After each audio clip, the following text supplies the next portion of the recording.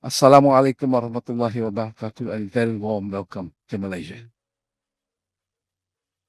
First off, I'd like to express my sincere gratitude to the Honorable Minister of Foreign Affairs, Datuk Sri Utama, Muhammad Hassan, for his nomination for me to join this esteemed community of experts and eminent persons.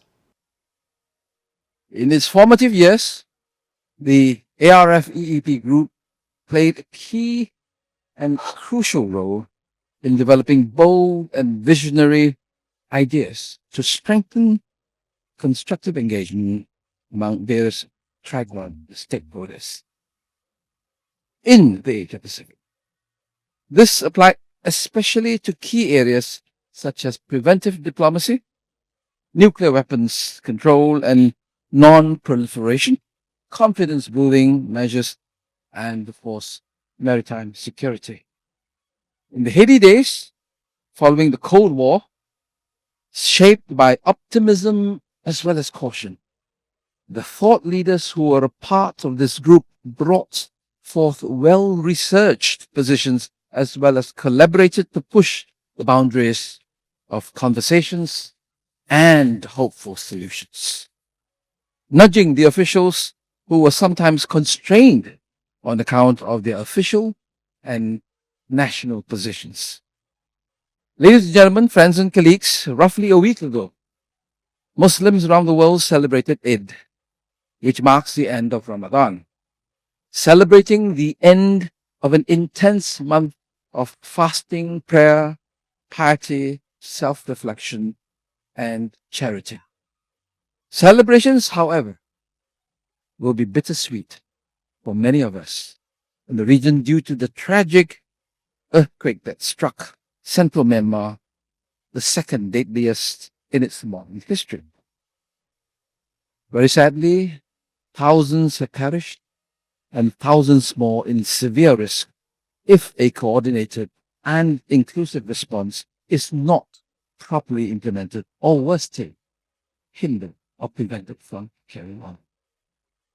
The quake also caused a tragic loss of human life in Thailand, while China, India, and even Cambodia were among other countries affected by the tremors.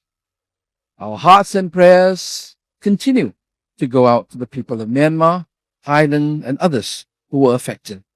It is encouraging to note that others have preferred many offers of help to all affected countries, especially Myanmar. The tragedy upon tragedy that has been rained upon the long-suffering people of Myanmar should be over us. ASEAN member states and members of the international community to consider more proactive and creative approaches to addressing these multiple crises. Further, we should do our utmost to ensure that the aid and rescue operations reach all affected areas on all the affected parts of the country and are not blocked by any party. I pray that all sides will see the wisdom in prolonging the temporary ceasefires currently in place into more permanent ones. I also wish to touch on, very briefly, the spirit of self-reflection. While we dine tonight, tomorrow we get down to the serious business of the reports, updates, and conferencing. Unlike the founding days of this group, the international order, as it currently evolves, seems decidedly less optimistic.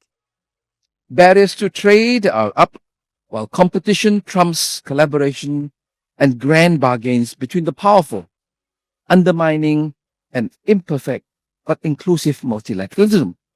And as of this is not enough, the world is now saddled with the tariffs of Trump 2.0. The question I ask are these. Just as this group did in its formative years, are we up to the job of providing incisive, pragmatic, and impactful advice to our Track 1 counterparts? Are we cohesive enough to ensure that the changes necessary to keep with the times can in fact take place. Ladies and gentlemen, these unusual times demand that we drop the business as usual approach or risk being irrevocably left in the weeds of irrelevancy. There is more to be said, and I am sure we will get into that with vigor tomorrow. In the interim, I hope that my remarks may trigger some discussions amongst ourselves as we prepare for the day ahead tomorrow. As I end my remarks, I would like to acknowledge the efforts put in by Malaysia's Ministry of Foreign Affairs in the facilitation and organization of our meeting in Kuala Lumpur. Please give them a round of applause.